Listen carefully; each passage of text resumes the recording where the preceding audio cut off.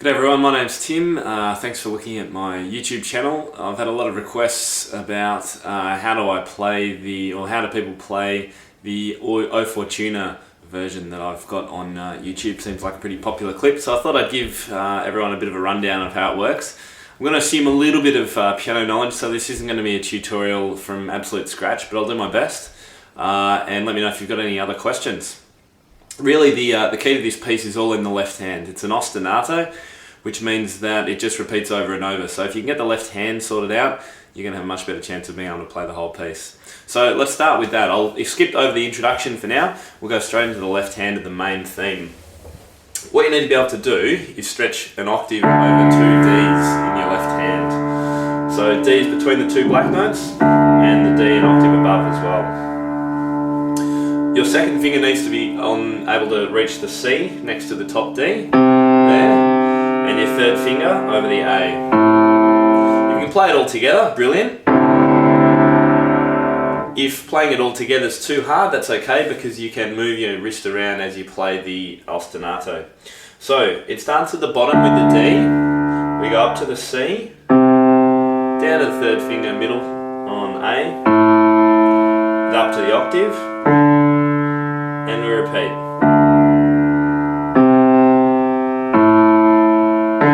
So low D, C, A, D.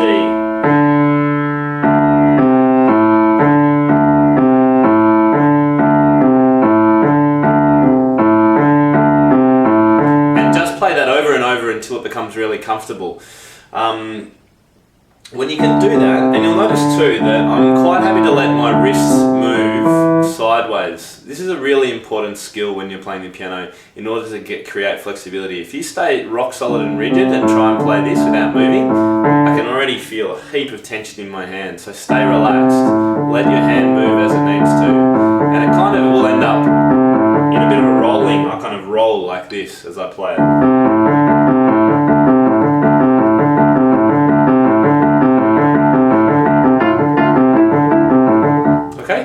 Now the next step, once you've got it and you're comfortable with it, then try and play staccato, so short on all the notes. Like the piano keys are too hot to touch.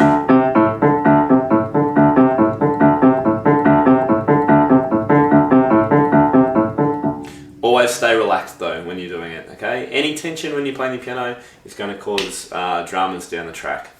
So, we've got our left hand. The left hand's going to do that all the way through until the coda right at the end. So what we need to look at now is what the right hand does, and it's reasonably simple. Probably the trickiest thing is just getting the two hands synced together, because it's not all that regular in time. It's an unusual pattern.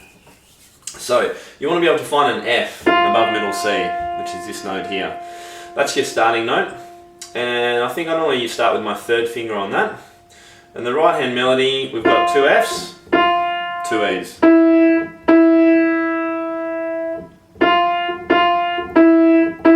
Does that twice, like I've just done. And then we have F, F, E, F, G, F, and E.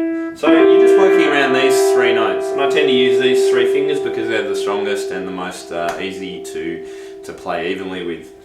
So putting it together, so I'll just go over the right hand again. We've got rest, rest, rest, rest. 1, 2, 1, 2. Okay, and there's your main theme, and it does that twice. And you're most of the way through page 1, which is kind of cool. So putting it together, start your ostinato.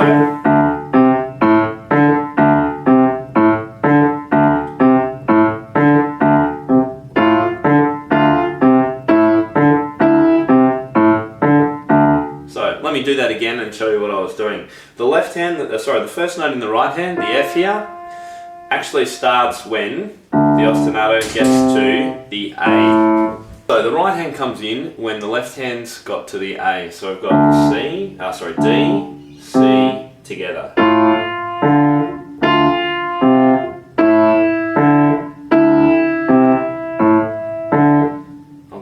nice and slowly.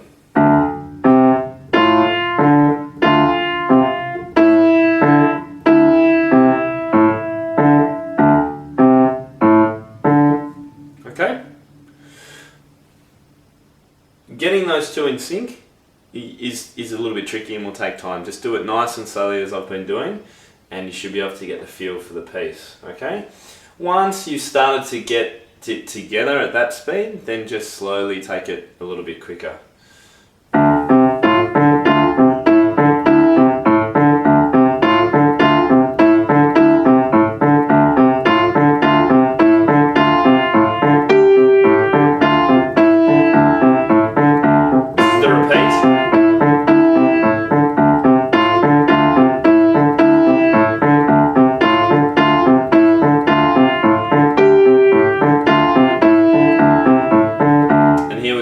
First of the variations of the theme.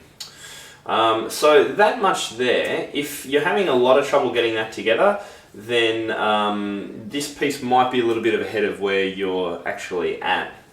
It's not all that easy to play until you're pretty good at syncing your two hands doing different things. So we've got kind of held notes in the right hand, we've got staccato in the left, and we've got an unusual combination of beats. When you're trying to put it together though, just remember that you've got the first two notes of the ostinato, and then you're in together with the right hand. Same thing here. There, we're together. And again, on the A.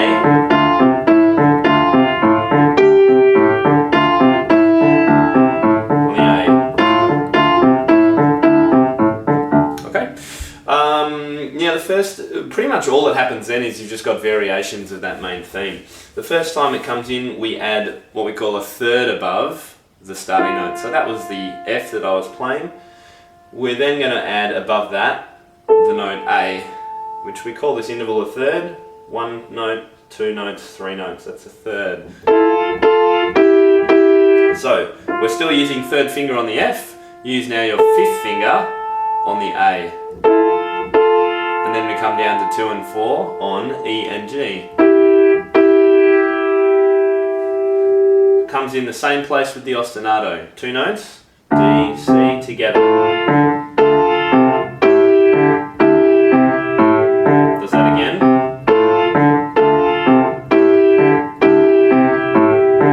And here.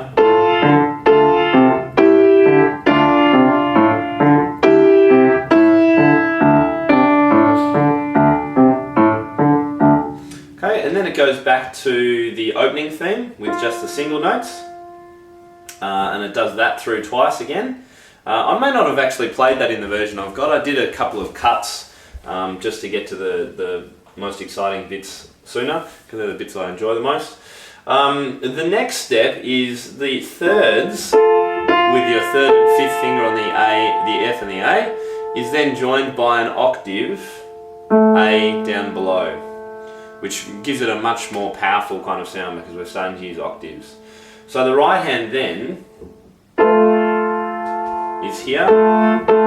Everything moves down one note. It's exactly the same, the top part is the same, but instead of changing fingers here, because I've got to keep an octave down below, I'm using the same fingering, 1, 3, 5, and just shift the whole thing down one note. Does it again.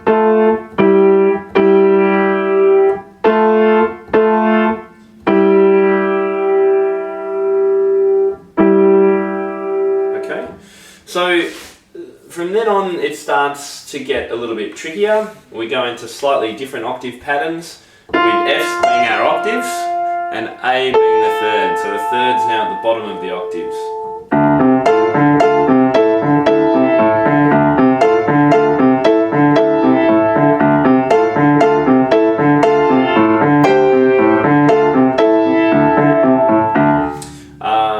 The final version before the main climax goes to A octaves with the thirds again at the top here.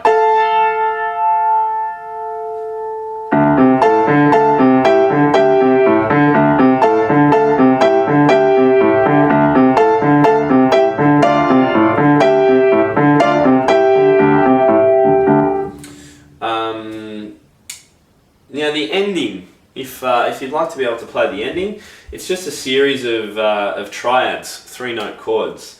And the left hand is just moving between the D octave, which is where you've been all the time, and C, the note below.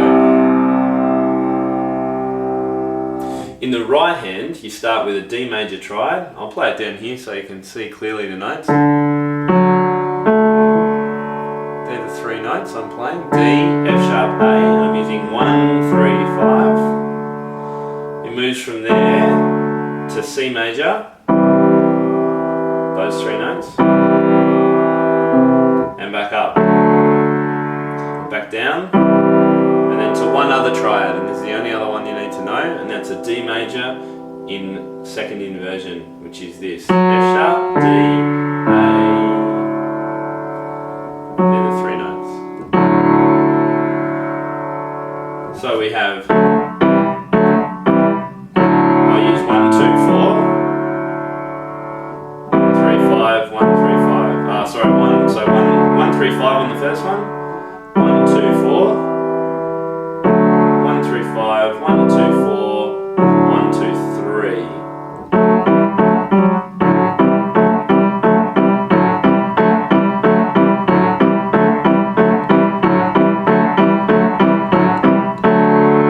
Right, that's what the ending does. Does it up 2 octaves higher. So middle C's here, an octave higher.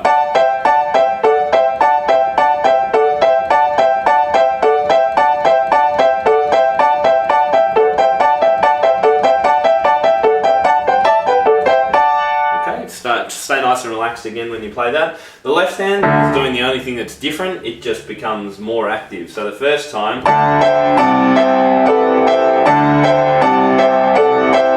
it just moves down to the C and stays there like that.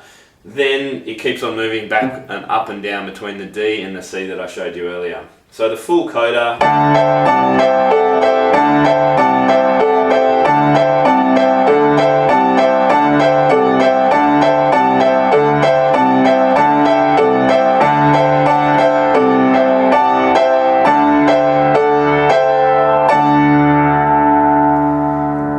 In the recording I may well have made up my own kind of version of that, but that's exactly what's written in this arrangement. You'll notice lots of pedal in this piece, perhaps not so much at the start when you've got it's quiet and staccato. I even use the left pedal as well to help bring down the tone and make it a little bit more mysterious as well. But by the time you're playing octaves, these ones, or definitely some pedal there.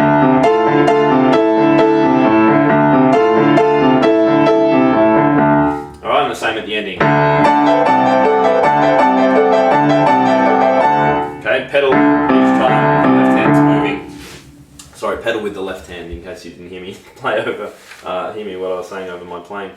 So that's it. Let's just have a very quick look at the introduction, which involves some very simple notes in the left hand. You've got your D octaves,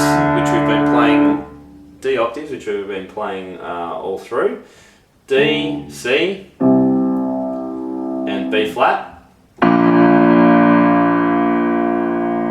and A. Right, I use 1 and 5 on each of those. 5 and 1. The right hand. You're starting 3 notes. I'll play them down here, it might be a bit easier for you to see. A, D, E. This is a suspended A chord. And I use, I think,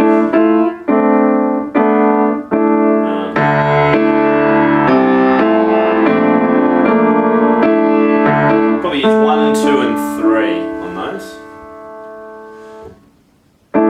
On the second chord, we just flip around this suspension up 1 note.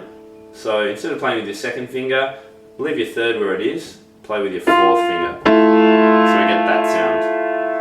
From here to here, and then went 1, 2, 3, A, C, D, and then the second finger pops down to B flat. So A, D, E, A, E, F, A, C, D, A, B flat, D. The left hand goes first on the D, down to C, together, change. It does that twice.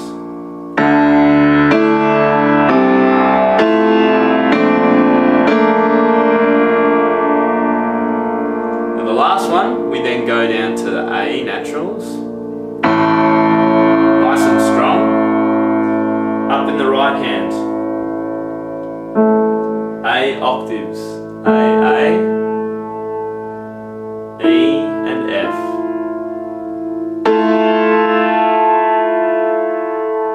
Now all that happens here is the top three notes are all going to move down one while the thumb stays where it is. So we've got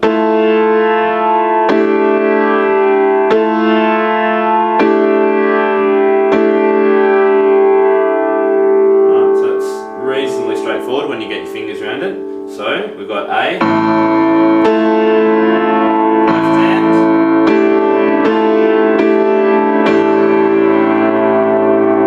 now last two chords. This is a D minor chord in an inversion. A, D, F, 1, 3, 5, and then 1, 3, 4, A, D, E.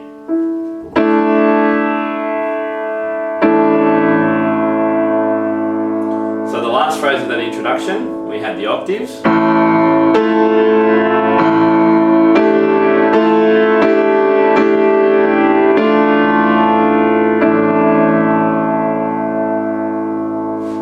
Then I press the left pedal, una quarta. And we're into that main theme. So the whole of that introduction, I'll play it where it should be, which is up here, above middle C. Fortissimo.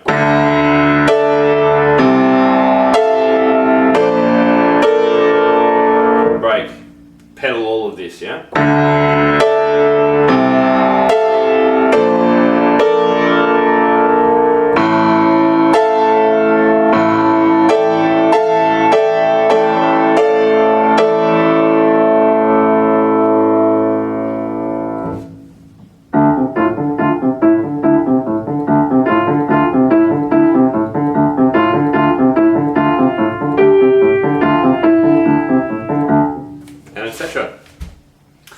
So hopefully that's given you a bit of an overview of how to do it.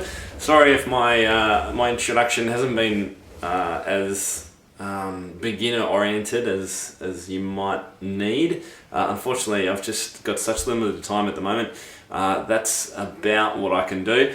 Do give me feedback if you've got some suggestions or want some more help. Let me know. I might be able to do a follow-up one with some extra pointers. But see how you go with it. It's a great fun piece. This arrangement is actually by a guy called Herman Regner or Renya, and this is available. I'll put the link up to where you can buy this from in Australia. Anyway, that's what it looks like. Yeah, it's from one of our exam books over here. Great piece. Enjoy.